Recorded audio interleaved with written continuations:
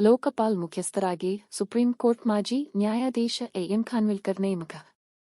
ನವದೆಹಲಿ. ಸುಮಾರು 2 ವರ್ಷಗಳ ನಂತರ ಭ್ರಷ್ಟಾಚಾರ ವಿರೋಧಿ ಲೋಕಪಾಲ್ನ ಮುಖ್ಯಸ್ಥರಾಗಿ ಸುಪ್ರೀಂ ಕೋರ್ಟ್ ಮಾಜಿ ನ್ಯಾಯಾಧೀಶ ಎಎಂ ಖಾನ್ವಿಲ್ಕರ್ ಅವರನ್ನು ಮಂಗಳವಾರ ನೇಮಕ ಮಾಡಲಾಗಿದೆ.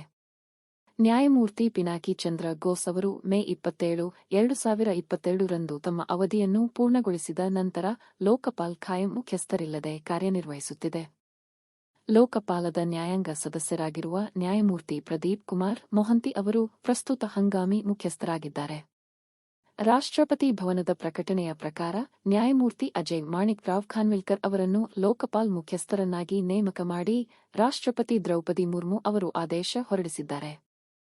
ಸುಪ್ರೀಂ ಕೋರ್ಟ್ ನ್ಯಾಯಮೂರ್ತಿಯಾಗಿದ್ದ ಖಾನ್ವಿಲ್ಕರ್ ಅವರು ಜುಲೈ 2022 ರಲ್ಲಿ ನಿವೃತ್ತರಾಗಿದ್ದರು.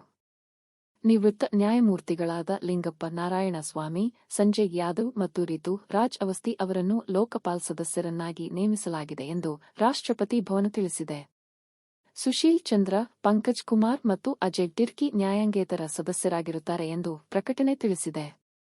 ಲೋಕಪಾಲ್ ಮತ್ತು ಲೋಕಾಯುಕ್ತ ಕಾಯಿದೆ 2013 ರ ಅಡಿಯಲ್ಲಿ ಲೋಕಪಾಲ್ ಅಸ್ತಿತ್ವಕ್ಕೆ ಬಂದಿತ್ತು. ಲೋಕಪಾಲ ಕಾಯ್ದೆ ವ್ಯಾಪ್ತಿಯಲ್ಲಿ ಬರುವ ಸಾರ್ವಜನಿಕ ಹುದ್ದೆಯಲ್ಲಿರುವವರ ವಿರುದ್ಧದ ಭ್ರಷ್ಟಾಚಾರದ ಆರೋಪಗಳ ವಿಚಾರಣೆ ಮತ್ತು ತನಿಖೆ ನಡೆಸುವ ಕಾರ್ಯವನ್ನು ಲೋಕಪಾಲಕ್ಕೆ ವಹಿಸಲಾಗಿದೆ.